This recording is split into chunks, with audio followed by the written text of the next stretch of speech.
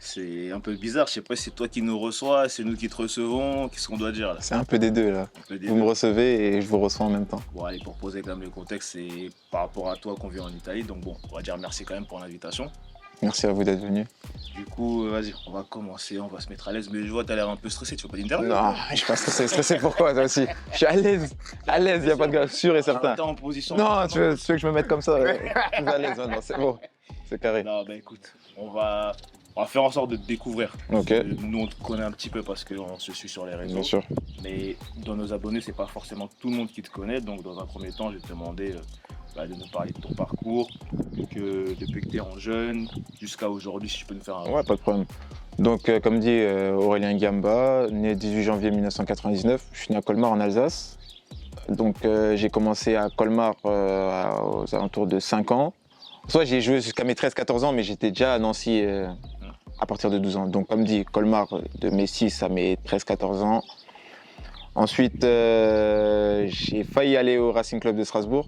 En fait, le truc, c'est que j'avais déjà un accord avec eux, mais tu connais, hein, ils ont coulé, donc au final, j'ai pas pu y aller. Donc, suite à cela, j'ai fait le choix de partir à Nancy, où j'ai fait le pôle espoir. Ça veut dire que je suis parti là-bas pour le pôle espoir à 12 ans. J'ai fait mes 2 années de pôle espoir. Ensuite, j'ai intégré le centre donc à 14-15 ans de Nancy. En vrai, je l'ai fait jusqu'à l'année dernière, tu vois. J'étais à Nancy jusqu'à l'année dernière. Et puis voilà, maintenant je suis à la Spezia. Je suis aussi passé par toutes les équipes de France Jeunes, enfin jusqu'à U20. Puis voilà, je crois que je dois avoir une trentaine, quarantaine de sélections. Sur ton parcours, il y en a qui étaient au centre avec toi, qui ont fait une bonne route, ou tu as été l'un des rares, ça s'est passé comment? Je crois que sur notre génération 99, on est 6 à être passés. Après, on a justement, moi j'étais formé avec Michael Cuisance, qui aujourd'hui maintenant il est à Venezia, mais qui est passé quand même par Mönchengladbach, qui a joué au Bayern, qui était aussi prêté à Marseille. Après, où je te dis, les gens qui ont le mieux marché, en vrai, comme je t'ai dit, j'étais en sélection de U16 à U20. Donc au final, j'en ai vu passer, tu vois, que ce soit des Boubacar Kamara, Boubacar Soumaré, Ibrahima Konaté. En vrai, je te sors le 11 type. Le 11 type, en vrai, ça marche bien, en vrai. Donc ouais, franchement, j'ai vu de gros joueurs. Après, que ce soit à Nancy, aussi à Nancy, il y a pas mal de gens qui sont sortis. Après, moi, je jouais souvent avec les plus âgés que moi. Donc, que ce soit la génération 97, 96, 98, il y en a pas mal qui sont sortis aussi. Moi, j'ai suivi le passage à Nancy, Si t'as suivi, c'est les bon. saisons pleines. Enfin, il y a de la dernière saison. Bah, dis-toi, pour moi, c'est même pas une saison pleine Non, hein, mais jusqu'à là. En vrai, ce que je veux dire, c'est que je pense que sur mes 3 saisons, il y a une saison qu'on peut qualifier d'un peu plus aboutie que les autres, c'est celle de l'année dernière. Mais quand tu regardes sur la première partie de saison, je crois que j'ai 2 rentrées. Hein. Ouais. C'est sur la deuxième partie de saison, par contre, j'ai tout titulaire. Mais sur la première, et dis-toi, avec le même coach, tu vois, c'est assez paradoxal. Mais donc sur la saison dernière, ouais, je suis plutôt satisfait. C'est pour ça que même en vrai, je te dis, au vu de la saison que j'avais faite, je savais que j'allais pas rester à Nancy après, tu vois. Je pensais que j'avais fait mon temps en vrai. Du coup, on est ici en Italie, à côté de Spezia, parce que tu joues à Spezia. Ouais, exact. On va parler de les coulisses de ton arrivée, parce que j'ai ouï dire qu'il y a un certain Thiago Motta qui a insisté pour que tu viennes jouer sous ses ordres. Ouais, exactement. Comme dit, donc à la fin de mon contrat avec Nancy, j'ai décidé de ne pas prolonger. Et sur la fin du mercato, donc en fait, moi, pour être clair, j'ai eu certaines opportunités, des opportunités qui me plaisaient et au final, il y a eu certains problèmes et certaines opportunités peut-être qui étaient beaucoup plus concrètes. Mais ouais, on a parlé avec l'Espagnol Barcelone, on parlait avec des Saint-Étienne, on a parlé avec Oviedo en Espagne. Enfin, en soi, je peux t'en citer plein en vrai. Mais le truc, c'est que souvent, il y avait quelque chose qui faisait que ça ne se passait pas. Donc au final, j'ai eu pas mal d'opportunités aussi qui étaient plus concrètes, mais qui me plaisaient pas. Et moi, je disais clairement à mes représentants que même si c'était pour attendre encore plus longtemps, je voulais pas signer quelque part pour signer, tu vois. Donc au final, le mercato, il finit. Je crois aux alentours du 15 septembre, comme ça, il y a Moussa Diaby, qui est un bon gars à moi, qui m'appelle et qui me dit « Ouais, réponds à ton téléphone. » Je crois que j'avais 3 appels manqués. Et t'as vu, à ce moment-là, il y a grave des agents qui t'appellent, ils disent ouais, viens jouer au Qatar, des trucs comme ça. Et je dis vas-y, c'est bon. Ça veut dire, je répondais plus aux messages, j'étais trop énervé et tout. Il me dit vas-y, réponds à ton téléphone et ça. Le numéro, je le connaissais pas et tout ça. Et il dit ouais, je dis c'est qui et tout ça. Il dit réponds à ton téléphone. Ça m'appelle, je réponds et tout ça. Je dis ouais, c'est qui? Ça me dit Thiago Motta. Et tu connais, même à cette période-là, déjà, j'étais énervé, irritable et tout ça. Je dis, mais wesh, comment Thiago Motta, il m'appelle et tout ça. Jusqu'à, je crois, j'ai dit un truc du genre, arrête tes conneries ou un truc comme ça. La vie de ma mère. Jusqu'à, il a dit non. Après, j'ai bien entendu la voix, j'ai reconnu et tout ça. Il me dit, ouais, c'est comment et tout ça. Je dis, coach, là, vous voyez, en vrai, il n'y a rien en fait. C'est pas qu'il n'y a rien, mais il n'y a rien qui me plaît. Il me dit, ouais, tu veux reprendre du service ou continuer tes vacances? Je dis, ça dépend ce qu'on me propose. Il dit, ouais, bah, prends tes affaires, viens demain. C'était clair, net. Il n'a pas parlé, je sais pas quoi, il a dit juste, donne-moi le numéro de tes agents. Je transfère au directeur sportif. Si toi, t'es chaud, et si t'es vraiment... Par contre, il m'a dit, si tu viens, c'est pour être vraiment investi dans le truc, tout ça. Moi, je dis, ouais. Et après, en vrai, ça s'est fait tellement vite après. Et le truc qui était bien, c'est que vu que c'est lui qui m'a voulu, tu vois, en termes de tout ce qui est négociation, c'était hyper rapide, tu vois. Parce qu'il suffisait qu'il aille voir le directeur sportif, il dit non, il y a ça, et au final, ça se faisait. Donc au final, ça s'est fait assez rapidement, tu vois. Tu te dis, c'est Thiago Motta qui te connaît, tu vois, et c'est pas, il dit, ouais, je te veux. Il dit, je te veux parce que je sais que tu joues comme ça, je sais que tu fais ça, et tu sais que ça correspond vraiment à ce que... Jusqu'à, il peut te dire, ouais, t'imagines, c'est un gars comme Thiago Motta, il peut te dire, ouais, je me souviens ce que t'as fait contre Ajaccio, j'ai vu sur les vidéos. Tu vois, ça te donne envie, forcément. Après, comme dit, j'étais dans une situation où je pouvais pas me permettre non plus de faire trop le malin, tu vois, parce qu'en vrai, j'avais pas de club, et je pense que le projet là, c'était un bon projet, c'était le bon tremplin. Enfin, je pense que c'est ce qu'il me fallait, tu vois. Ah, c'est Thiago Motta, jusqu'à aujourd'hui, on le pleure au Paris Saint-Germain, dans ma vie. Du coup, ça va être quand même impressionnant d'avoir un bouc comme ça à l'entraînement. Il n'y a pas des fois où il vous a montré comment on faisait le boulot? Comme dit, moi, quand je suis venu, t'as vu, dans ma tête, je me disais, en vrai, moi, que ce soit en sélection, des trucs comme ça, on me disait toujours, tu vois, mon rôle, c'était la sentinelle. Ça veut dire, la référence, c'était toujours, essaye de faire du Thiago Motta, des trucs comme ça. Tu vois que du jour au lendemain, c'est lui qui t'appelle, ça va être ton coach. Je t'ai dit, il m'a appelé le jeudi, je crois que je suis allé à la Spezia le samedi. Du jeudi au samedi, je commençais à me dire, mais mon coach, ça va être Thiago Motta en vrai, des trucs comme ça, tu vois. Jusqu'à, tu sais, je disais pas aux gens, parce que tant que j'avais pas signé, je disais pas où j'allais aller et tout ça. Mais dans ma tête, jusqu'à je parlais avec Mago et tout ça, je disais, wesh, toi, tu te rends compte là, ça va être Thiago Motta et tout ça. Jusqu'à, je disais, wesh, c'est lui ta go ou c'est moi, tu vois ce que je veux dire. Bref, ça veut dire, après, au début, quand je suis venu, t'es forcément impressionné, mais tu te dis vite aussi, ouais, ça va être ton coach, quoi, tu vois ce que je veux dire. Mais ce qui est bien aussi, c'est que quand je suis venu, directement, il m'a pris dans son bureau, on a fait une réunion, et en vrai, il m'a parlé, on dirait, ça faisait 10 ans on se connaissait, en vrai de vrai. Tu vois ce que je veux dire, même pendant les négociations du contrat et tout ça, tous les soirs, il m'appelait, il disait, ouais, Aurel, en gros, t'es sûr que tout est bon dans le contrat et tout ça. En vrai, si le contrat, il te plaît pas et tout ça, signe pas tant que le contrat, il te plaît pas et tout. Que des trucs comme ça. Alors qu'en vrai, lui, dans son intérêt, c'est de rendre son équipe meilleure. Ça veut dire, en vrai, que je touche ça ou ça, et en vrai, de base, il devrait s'en foutre, tu vois. Mais il était vachement, ouais, franchement, ouais. Non, toi aussi. Ouais, sinon, j'avais signé plus vite que ça, mais bon. Non, franchement, après, comme dit, maintenant, tu parles avec lui comme si tu le connaissais depuis, donc jusqu'à des fois, tu te rends même pas compte que c'est Thiago Motta, tu vois ce que je veux dire? Et comme je disais, c'est notre coach, il a jamais voulu toucher le ballon, juste un entraînement. On avait un petit problème technique tous, là, on était mal réveillés. Il a dit, bon, je vais montrer un peu. Il s'est mis au milieu, joker, une touche. Ça a montré qu'il pouvait jouer encore... même pour ma vie, encore au PSG avec vous. Pas du tout en une touche. Hein. Une touche. C'est un mec d'une touche. En une touche. Non, franchement, non, un bon gars et tout ça. Franchement, t'as vu, parce qu'en vrai, je joue pas et tout ça. Dans ma tête, je pourrais me dire, ah, c'est un bâtard et tout ça. Il me fait venir et tout ça, il me fait pas jouer. Tu connais comment c'est en vrai de vrai. Le coach, dès qu'il te fait pas jouer, le coach, déjà, tu vas commencer à l'insulter. Alors qu'en vrai, tu vois ce que je veux dire. Mais là, franchement, sans faire semblant ou quoi que ce soit, ça m'est même pas arrivé cette année en vrai de vrai. C'est très très rare. Hein. Non, mais bon, il y a certains matchs où je me dis, tu peux. Mais en vrai de vrai, parce que le truc c'est que, bon après, peut-être aussi il est bon dans ses explications et tout ça et tout, mais genre après le match, des fois des matchs frustrés en vrai de vrai. Et je vais le voir, et sans souci, hein, je peux lui dire, ouais, gros, c'est comment, ouais, pourquoi j'ai pas joué et tout ça. Il va dire, gros, là t'as vu. Va te faire... Et lui, il est cash, hein. Il va dire, gros, tu sais pas encore bien défendre pour ce genre de match là. C'est mieux ça, tu le laisses là. Et quand je veux la balle, là, quand la Salernitana, tout ça, il voulait le ballon. Vas-y, Aurel, joue. Il m'a dit, joue comme tu sais faire, en vrai. C'est comme ça. Hein. Mais moi, je trouve que c'est très intéressant d'entendre ça dans le genre, parce qu'on connaît que des mauvaises histoires, ou la fin des histoires. Dernièrement, on a eu l'histoire avec Camboiré et Colomani. Ouais. On a appris que c'était l'histoire père-fils. Tu sais, genre, on n'a jamais ce genre de truc d'un joueur qui joue pas, qui reconnaît qu'il a des lacunes et qui dit malgré ça mon coach tu sais, moi je trouve que c'est rare dans le foot, tu vois, on entend toujours les fins des histoires. Ouais, il a pas, en fait on entend toujours quand ça se passe bien. Tu vois, là ça se passe pas bien sur le terrain, Mais on voit que dans le cerveau, le mec, il est concentré et qu'il est déjà prêt. Et je trouve que c'est de bon augure pour la saison prochaine, tu vois, d'avoir un joueur comme ça. Et je trouve qu'en Ligue 1, même nous qui suivons beaucoup la Ligue 1, peut-être qu'on ne connaît pas toutes les histoires, mais on entend rarement ça dans les interviews des joueurs qui te disent « Ouais, il m'a pas fait jouer, mais j'ai cru en lui. » On sait très bien. Généralement, tu connais, ça te dit « Ah, vas-y, laisse tomber. » Ouais, mais aussi ce que je dis, c'est que... Le coach, ouais, clair, de ouf. Non, mais c'est vrai. Mais après, en vrai, ce que je dis, c'est que, t'as vu, il a arrêté il y a pas si longtemps que ça. Et il a joué avec des joueurs, en vrai, les Moussa Diaby et tout ça, ils jouaient ensemble, t'as vu? Ça veut dire, en vrai, notre génération, il la connaît, en vrai. Tu vois ce que je veux dire? Alors que la plupart des coachs, maintenant, leur discours, c'est toujours « Ah ouais, mais avant, dans notre temps, c'était comme ça. » Ça veut dire, déjà, rien que ça tape ta tête, déjà, t'as même pas envie de l'écouter. En vrai de vrai. En vrai de vrai, c'est ça le problème. Alors que lui, tu sens qu'il est dans le truc, et même, il sait comment aborder certaines choses aussi, tu vois. Et je pense que ça le facilite, en tout cas. Tu joues en Serie A, quand même.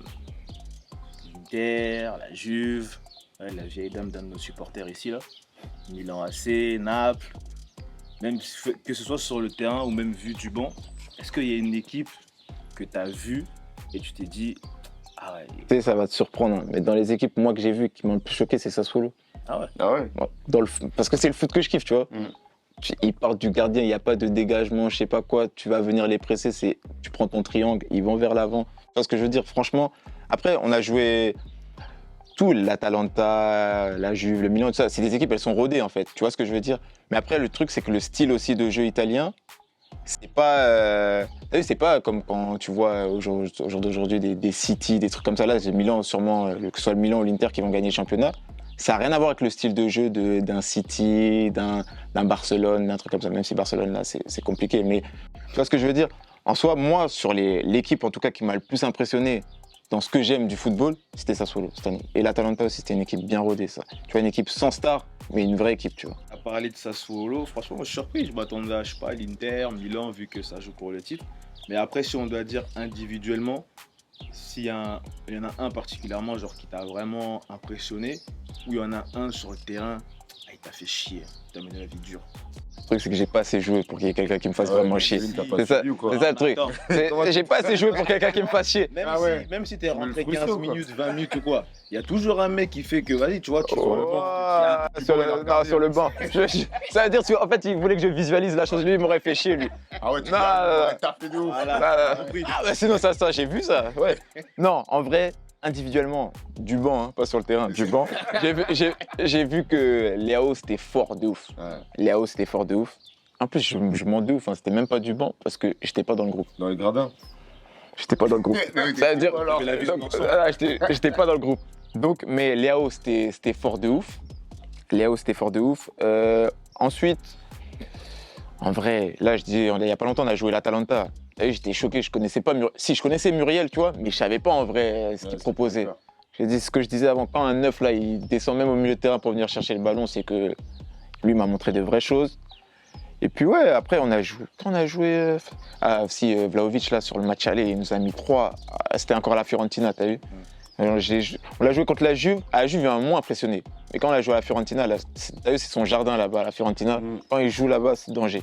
Tu nous as parlé tout à l'heure hors cam de ton passage, on va dire, en sélection des jeunes en équipe de France. Tu as fait de quelle catégorie à quelle catégorie? U16 à U20.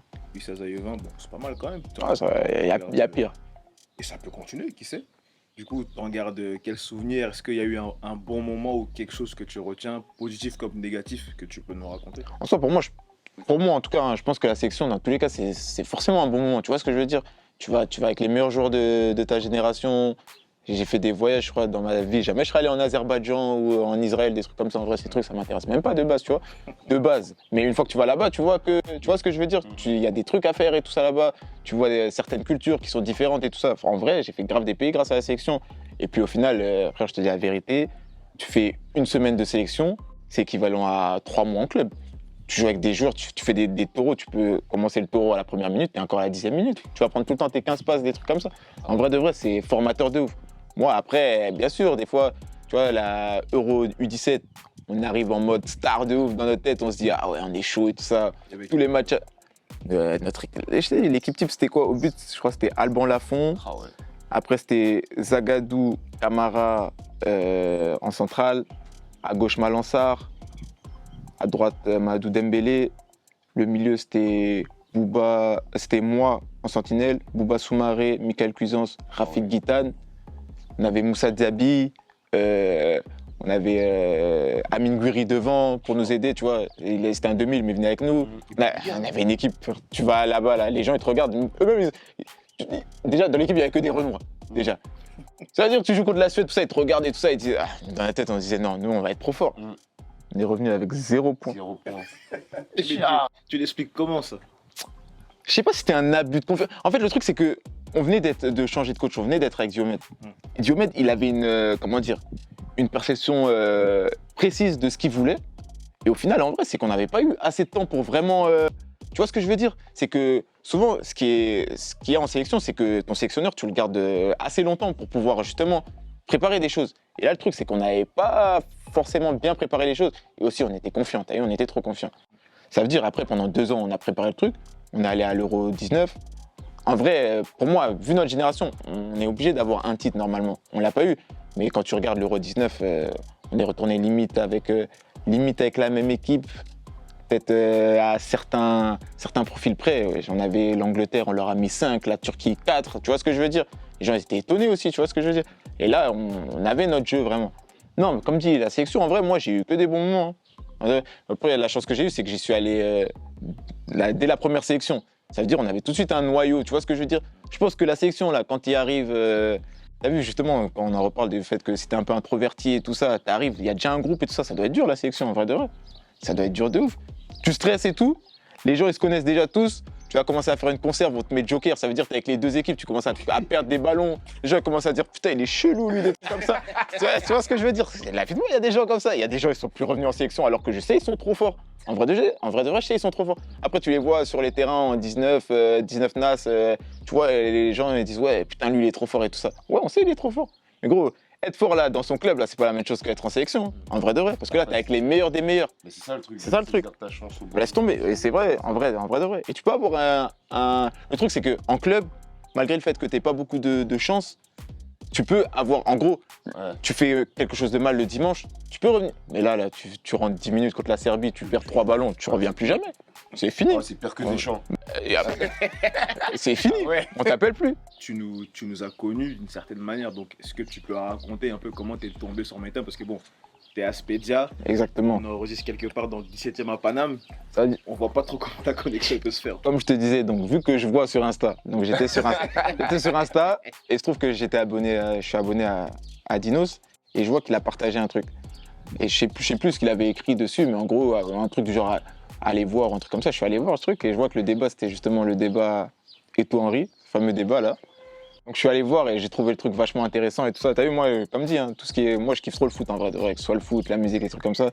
Tu vois, je trouvais que c'était un contenu, c'était vachement intéressant, tu vois, parce qu'il y a trop des gens qui aiment faire des critiques, mais au final qui savent rien, tu vois. Et là, je sentais que le discours, en gros, enfin, je vous voyais tous et tout ça avec des comment dire, vous disiez des choses intéressantes en vrai, que ce soit Eto'o-Henry, chacun avait son avis, mais tout ce que vous disiez, c'était constructif en vrai. Et moi, j'ai kiffé le truc, je me suis abonné directement. D'ailleurs, je vous ai envoyé un message derrière, tu vois, sur le truc. Et c'est un truc où je me retrouve. En vrai, en soi, je me retrouvais dans le truc, tu vois. Je me disais, ouais, je peux être là avec eux normal.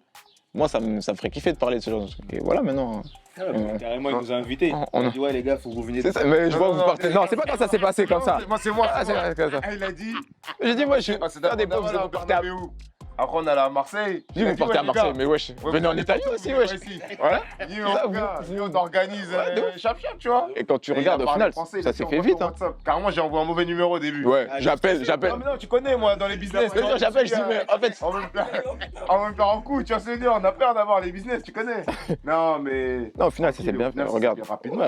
En vrai, il restait 2 matchs. Il m'a dit, il reste 2 matchs, Naples, tout ça. Moi, j'ai contacté les frérots. J'ai dit, bon, il y a un frérot qui est là, qui nous soutient. Venons, on y va, tu vois. Donc, SO Aurel, SO Dinos. Sûr, fort, non. Logiquement, j'ai posé la question, même si je pense connaître la réponse. Eto'o ou Henry? Yeah. Pour ma part, ce sera Eto'o.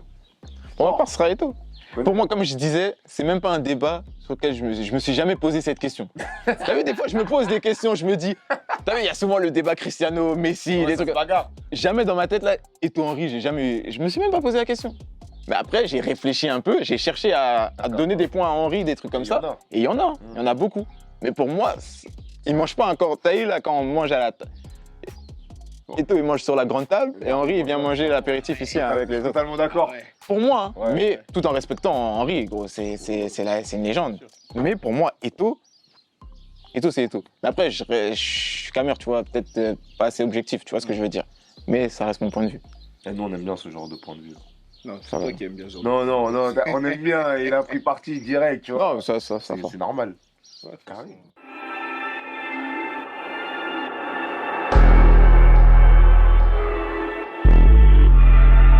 Parler de sap, apparemment t'es un mec des pères. Ah, c'est pas apparemment, c'est Cookie, il a dit apparemment, je suis un mec des pères. Non, tu t'es C'est pas vanté moi, aussi. moi, je me suis pas vanté, Tu moi. t'es vanté hors caméra, t'as dit non, mon personal shopper il arrive, tu vas voir.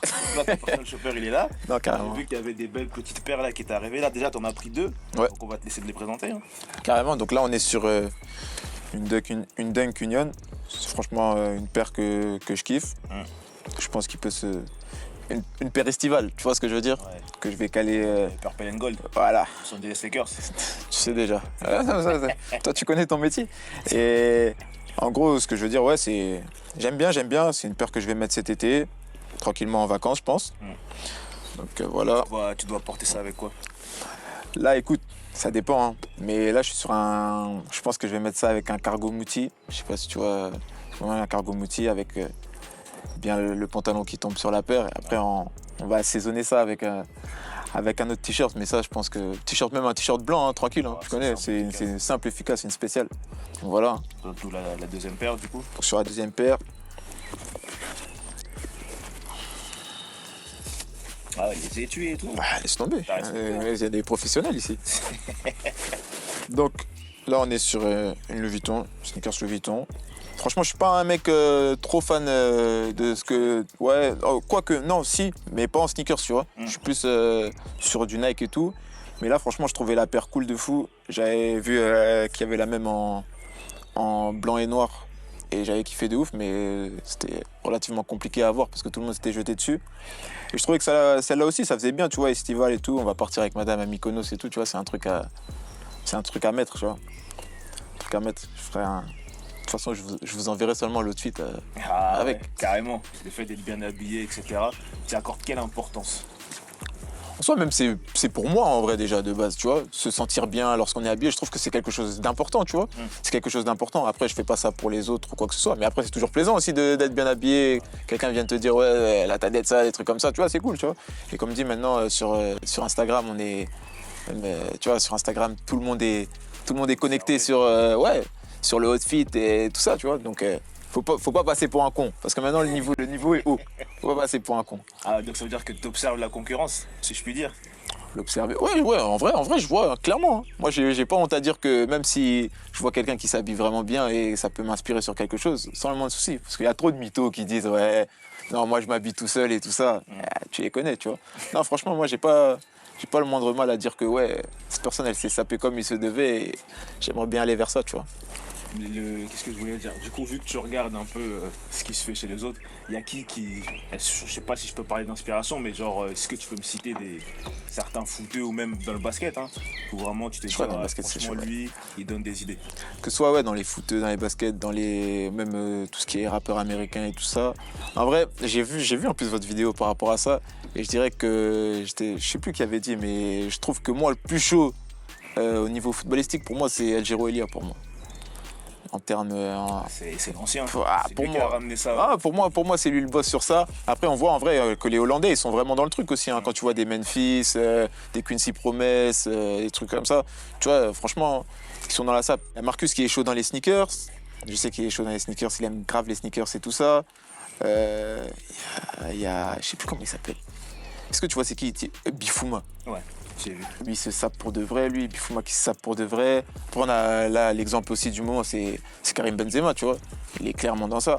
Après, pour autant, c'est des gens qui ont des vraies pièces et tout ça, hein, comme Karim Benzema et tout ça. Après, c'est peut-être pas comme ça que moi, je vais m'habiller.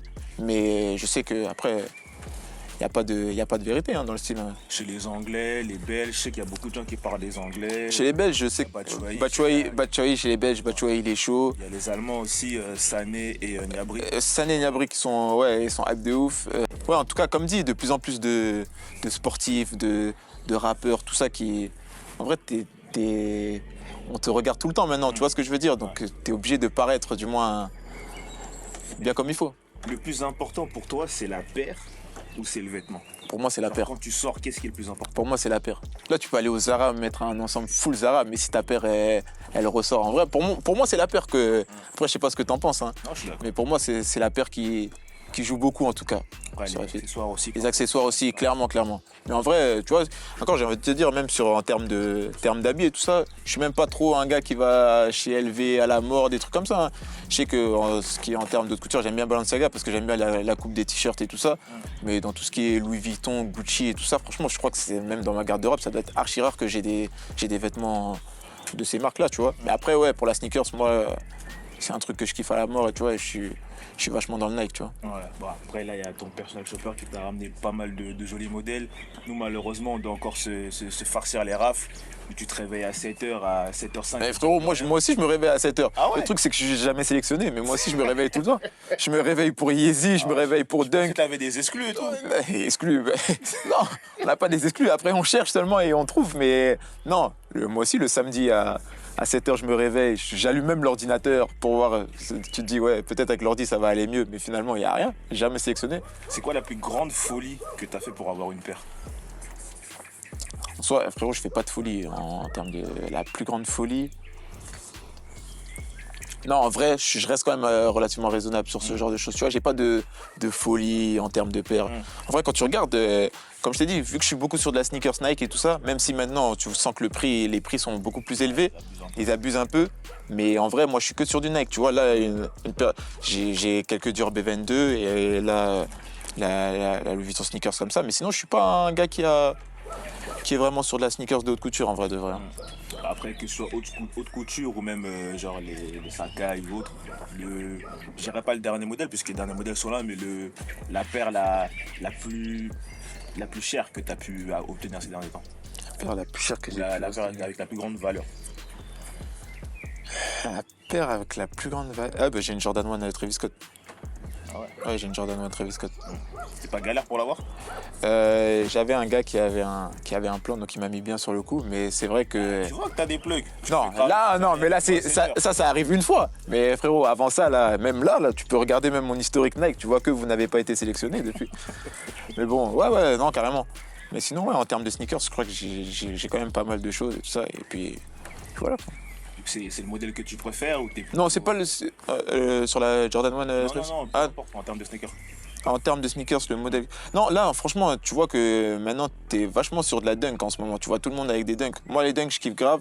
Et même, en vrai, je dis que je suis beaucoup chez Nike, mais j'aime bien aussi ce que Yeezy fait. Enfin, du moins, Adidas fait avec Kanye West, tu vois. Sur la Yeezy, sur de la foi, mais tout ça, moi, je kiffe bien. Yeezy 700, tout ça, je kiffe bien. Après, les 350 et tout ça, ça m'a lassé un peu, tu vois ce que je veux dire. Je pense qu'ils sont allés un peu sur trop de trucs. Mais sinon, même Yeezy, franchement, du bon boulot, je trouve. Bah écoute, je te dérange pas plus longtemps, je vois qu'il y a des super belles pièces qui t'attendent. Je vais te laisser aller faire ton visionnage et faire ton petit marché. C'est gentil, allons faire ça même tous ensemble.